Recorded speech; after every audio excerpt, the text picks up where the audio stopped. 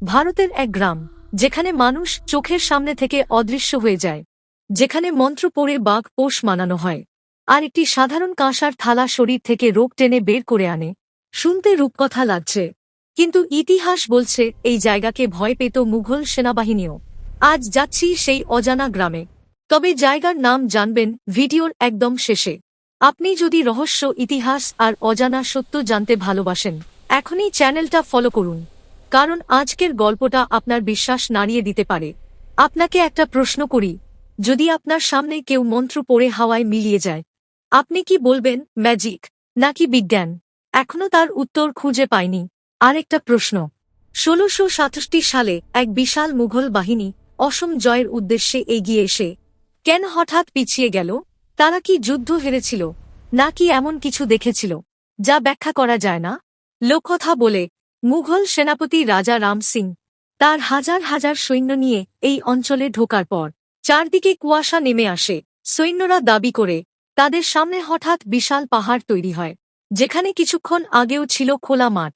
কিন্তু আশ্চর্যের বিষয়, পরদিন সকালে সেই পাহাড়ের কোনো চিহ্নই পাওয়া যায়নি। তাহলে কি তারা গণভ্রম দেখেছিল, নাকি সত্যিই কোনো অদৃশ্য শক্তি কাজ করেছিল?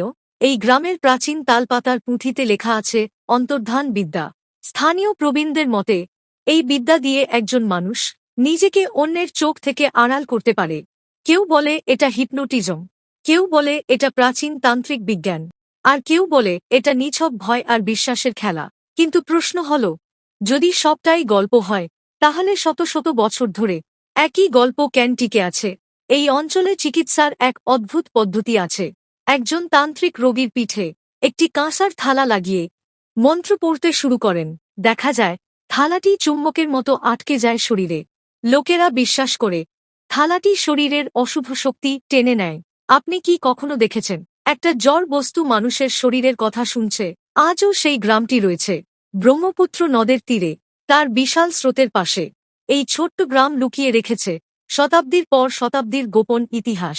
এখানে রয়েছে একটি সংগ্রহশালা, মায়ং কেন্দ্রীয় জাদুঘর বা মায়ং কেন্দ্রীয় সংগ্রহশালা, যেখানে মায়ং কেন্দ্রীয় জাদুঘর বা মায়ং কেন্দ্রীয় সংগ্রহশালা, যেখানে সংরক্ষিত আছে শত শত তান্ত্রিক পুঁথি। এগুলো কেবল গল্প নয়, লিখিত ইতিহাস। তাহলে বলুন, এটা কি কালো জাদুর অভিশপ্ত ভূমি, নাকি হারিয়ে যাওয়া কোনো প্রাচীন বিজ্ঞান? আপনি কি সেখানে এক রাত কাটাতে সাহস করবেন?